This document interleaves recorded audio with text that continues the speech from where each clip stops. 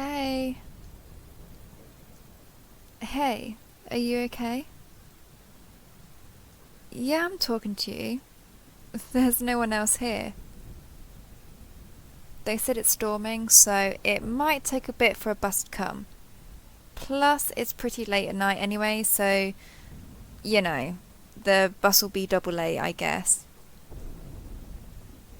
No, I'm just saying that you might want to buckle up for a long day. Uh, a longer day. What?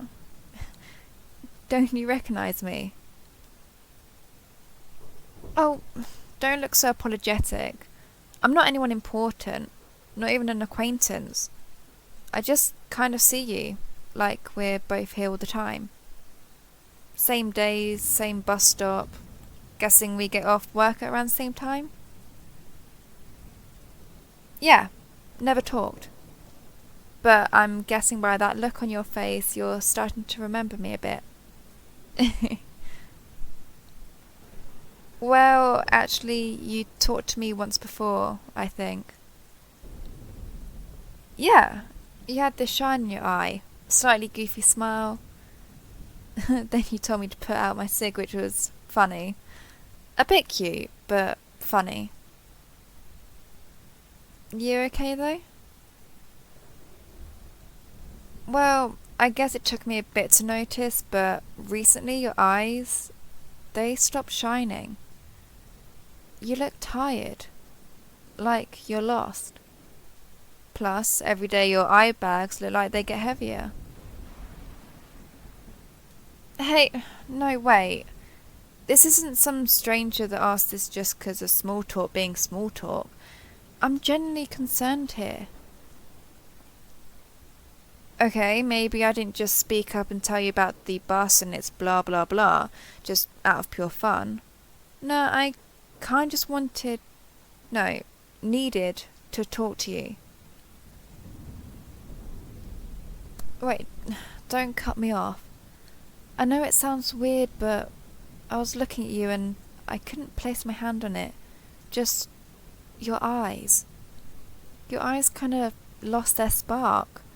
Frankly, they looked a bit glazed over. I kept seeing you like this. Every day after work, I'd shift my eyes over to you and you had the same kind of numb, sad look in your eye. I just, I kind of needed to make sure you were okay. Sorry if that was kind of intrusive, but seriously, what's up?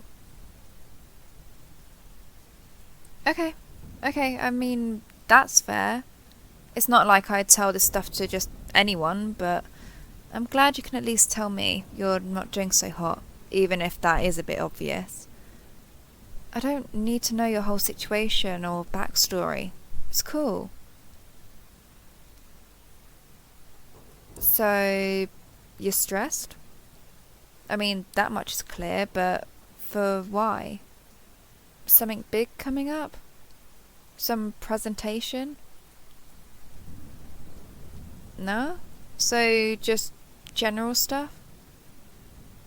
I mean, I get that, to be honest. Though I'm gonna go out on a limb and say there's a bit more to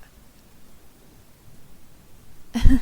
No, I'm not a psychic or anything. Just, well, like I said, you've been looking like you're stressed for give or take a few weeks now. Yeah, there has to be a bit more to it. Hmm? Have something to say? Come on, dude. I don't have fangs. I might bite, but I'll listen either way. So, you know. Oh, so work stuff. No. I'm not cutting you off. Don't worry, I'll keep listening. Go ahead and tell me all the specifics. We're gonna be here for a while anyway, with the storm and all. Mm-hmm. Yeah. Yeah, I understand. Yeah. Doing that much work will do that to you. So it is a bit more than stress. You're overworked. Yeah, there's actually a pretty big difference, at least to me. Overworking is a lot worse. I mean, you're burnt out mentally, physically, maybe even spiritually. Fuck if I know.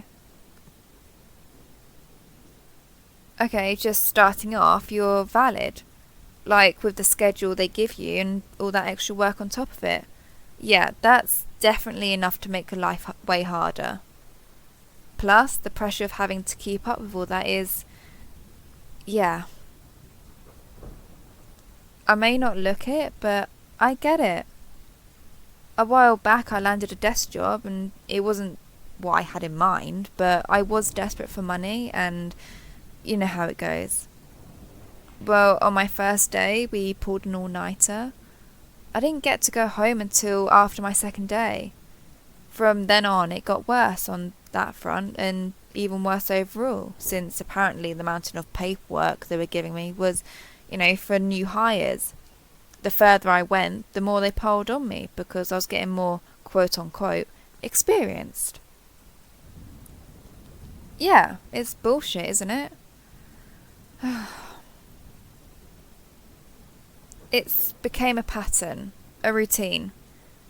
I walk to work losing more of my soul to those corporate big shots that ain't work a day in their lives, and I lost even more of my soul, realising that yet again I'd have to do all the mountains of work, and day in and day out. A pattern or just soul crushing things that suck all the time. I get it. I see it in your eyes. You're always under this sort of pressure. Day in, day out, you come into work with some sort of optimism, only for it to be thrown out. I understand that much. People looked at me and thought that I made it, that because I had landed a job that was the worst of it done.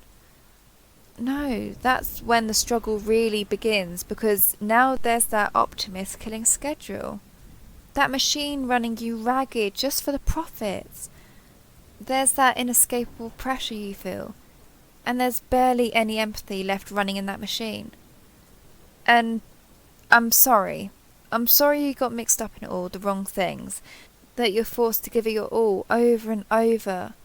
And I'm sorry that this suddenly has become your routine. I wanted there to be a more happy resolution to that big speech I just did, but being realistic, there's not much I can say on it that you probably haven't thought of already. Solutions and plans, that's all for you to decide after all, but what I can say that I think might be of help is I see you. I mean, that I literally do. Every day after every shift, did you forget? We're the only ones that are here at this ungodly hour. I know whenever you pull an all-nighter at work, 'cause you're not here when that happens, and I've always kind of rooted for you. I can see you when you come back from a long shift, long day at work, and I always kind of try to give you, space on our little two-seater bench. Point is, whenever you think no one sees you while you're drowning in work, or appreciates all that effort you put in, remember me. The stranger girl who smokes at your bus stop before home. I get it. Trust me. We literally have the same routine. Right down to the bus stop.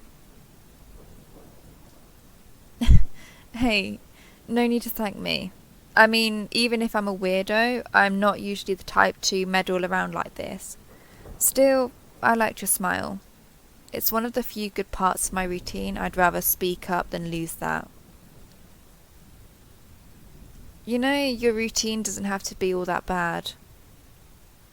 No, I'm not saying to quit your job or anything like that. I don't know your whole situation again, so I can't just go and say, yeah, quit your job. Let's live happily ever after. No, of course not. Well, if you end up coming back here again like usual, we can always talk again. Come on, you wouldn't want to leave this stranger girl waiting for you, no? I'm kidding. No pressure or anything. You get enough of that as it is. What I'm actually saying is that if you want me, you know where to find me. It would be a nice break from our routines at least. Yeah, sounds like a plan then. Though, would you say that you take my digits and whenever you do land yourself a day off, you call me?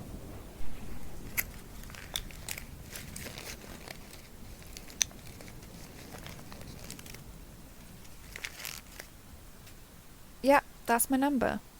Read it and keep it or whatever. There's that cute smile that I've been hunting for. Come on. Bus still isn't here, so how about we keep up that chit chat? Come on, I'll listen.